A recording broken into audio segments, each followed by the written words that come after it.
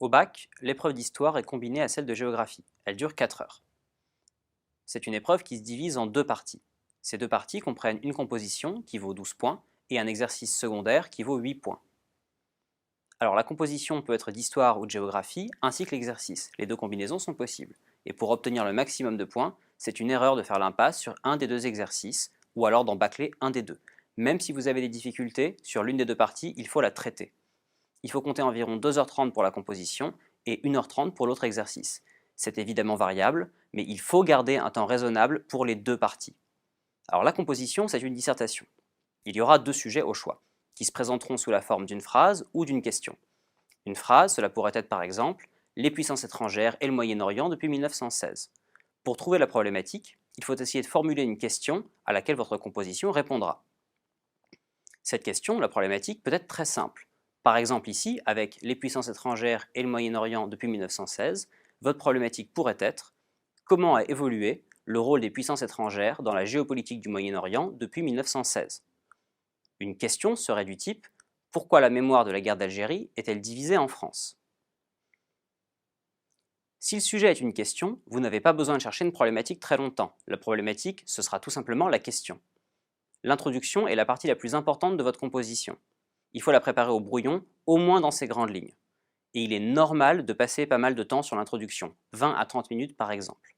Parce que quand votre introduction est faite, et bien faite, normalement, vous savez où vous allez et le reste doit découler tout seul. L'introduction commence par une accroche, c'est-à-dire une phrase qui sert à éveiller l'attention du lecteur. Bon, si vous n'avez pas d'idée, ne perdez pas de temps sur l'accroche, ça n'est pas l'essentiel. D'une manière générale, vous pouvez commencer par l'actualité du sujet qui vous est donné, idéalement un épisode précis par exemple. Par exemple, l'intervention militaire de l'OTAN en Libye nous rappelle l'importance des puissances étrangères dans les affaires du Moyen-Orient. Vous devez ensuite définir les termes du sujet. Que désigne d'abord l'expression Moyen-Orient? Vous devez également expliquer les bornes chronologiques si on vous en donne, et les définir si on ne vous en donne pas. À quelle date correspond 1916? Pour le sujet sur la mémoire de la guerre d'Algérie, quand commencez-vous et pourquoi et que signifie mémoire? Alors tout ça doit être rapide, quelques mots, mais c'est nécessaire. Une fois les termes définis, vous pouvez formuler votre problématique, c'est-à-dire la question à laquelle votre composition répondra. Si vous n'arrivez pas à trouver de problématique parfaite, faites simple. Vous ne pouvez pas perdre une demi-heure à choisir votre problématique, vous n'avez pas le temps. Pour tous les sujets qui portent sur une période longue, il y a une méthode qui marche bien. Demandez-vous comment on passe de la situation de départ à la situation d'arrivée. Par exemple, pour la mémoire de la guerre d'Algérie, en 1962, elle est très divisée entre des partisans de l'Algérie française et les partisans d'une Algérie indépendante. Aujourd'hui en France, elle est moins divisée, mais elle reste néanmoins un sujet de débat très vif. Vous pouvez donc vous demander pourquoi la mémoire de la guerre d'Algérie reste-t-elle divisée en France 50 ans après la fin de la guerre? Une fois que vous avez écrit votre problématique, vous devez annoncer les parties de votre composition, c'est-à-dire votre plan. Il n'y a pas de plan tout fait ni de plan parfait, mais certains sujets appellent plutôt un plan chronologique et d'autres sujets appellent plutôt un plan thématique. En ce qui concerne le plan, qu'il soit chronologique ou thématique, le nombre de parties n'est pas fixe, mais une composition fait généralement 2 à 3 parties. Vous n'avez pas le temps de rédiger toute la composition au brouillon. Le mieux est donc d'utiliser le brouillon pour noter vos idées sur le sujet, ce que vous voulez dire, vos exemples, etc. En même temps, vous pouvez utiliser le brouillon pour réfléchir à votre plan, donc à vos parties. Quand vous avez trouvé un plan, essayez de ranger vos idées dans les différentes parties, par exemple en soulignant vos idées avec des couleurs différentes, une couleur pour chaque partie. Si vos idées ne rentrent pas du tout dans le plan que vous avez trouvé, c'est sans doute que le plan était mauvais. Si le sujet porte sur une durée assez longue, plusieurs décennies par exemple, vous devrez généralement faire un plan chronologique.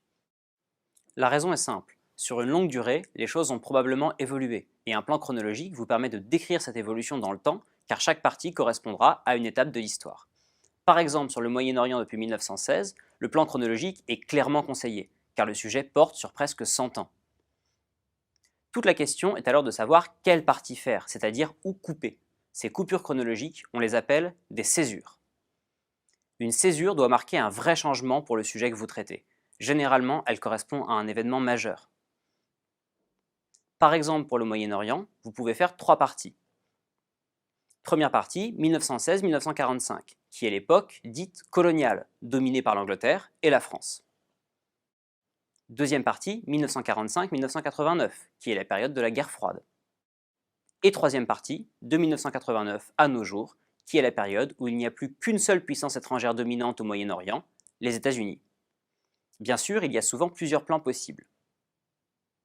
Si au contraire le sujet porte sur une période très courte, il n'y aura probablement pas d'évolution forte sur cette période. Donc il vaut mieux faire, dans ce cas, un plan thématique où chaque partie correspond à un thème, c'est-à-dire à une idée. Par exemple, si on vous donne la puissance américaine en 1991, vous ne pouvez faire qu'un plan thématique. La solution de facilité serait alors de distinguer les types de puissance américaine. Grand 1, la puissance militaire et politique. Grand 2, la puissance économique. Grand 3, la puissance culturelle. C'est un exemple de plan thématique classique. La conclusion, elle, doit être courte. Elle répond à votre problématique en résumant très rapidement les parties. Ne perdez surtout pas trop de temps à la faire. Normalement, vous n'avez pas besoin de passer par le brouillon. Et vous pouvez l'écrire à la fin. Passons maintenant au sujet d'exercices courts. En histoire, c'est une étude critique de documents. On vous donnera un ou deux documents ainsi qu'une consigne, qui est une question, à laquelle il faut répondre à partir des documents. S'il y a deux documents, il faut les étudier ensemble. De toute façon, il n'y aura qu'une seule question. Dans l'étude de documents, il y a deux pièges à éviter. Premièrement, la paraphrase, deuxièmement, la dissertation. La paraphrase, ça consiste à répéter le contenu du document avec les mêmes mots ou avec d'autres mots. Pour éviter ce piège, il faut vous obliger à expliquer le document que vous citez. Autrement dit, il faut se poser la question dans un premier temps des raisons qui amènent les faits dont parle le document. Et ensuite, il faut y répondre en vous appuyant sur votre cours. Alors imaginons que vous tombiez sur un article de journal de 2012 qui parle de la guerre d'Algérie. Et la journaliste écrit « Quand l'État s'est décidé, 37 ans après, à donner le nom de guerre aux événements survenus en Algérie du 1er novembre 1954 au 19 mars 1962 par la loi du 18 octobre 1999, etc. » Il faut expliquer pourquoi l'État français a refusé de parler de guerre et a préféré le terme d'événement jusqu'à 1999. Comme l'Algérie était une colonie française, le pouvoir français niait la légitimité du FLN, les indépendantistes algériens, et considérait donc la guerre comme une opération de police contre des hors-la-loi et non comme une guerre. Le deuxième piège est celui de la dissertation, ou de la composition, qui consiste à utiliser le document comme prétexte pour réciter votre cours ou vos connaissances. Et ça, c'est un piège très facile à éviter. Obligez-vous à citer régulièrement des passages du texte. À chaque fois que vous développez une idée, citez le passage du texte auquel vous faites référence. Quand le passage est long, vous pouvez vous contenter de citer quelques mots ou de renvoyer à une ligne du texte, ligne 8 par exemple. Ainsi, quand vous expliquez pourquoi l'État français parlait d'événements d'Algérie au lieu de guerre d'Algérie, vous pouvez citer le passage de l'article entre parenthèses et entre guillemets. Si le passage est trop long, vous pouvez remplacer le milieu par des pointillés. Quand l'État, pointillé, survenu en Algérie. L'étude de document est plus courte que la composition, mais il faut aussi faire un plan.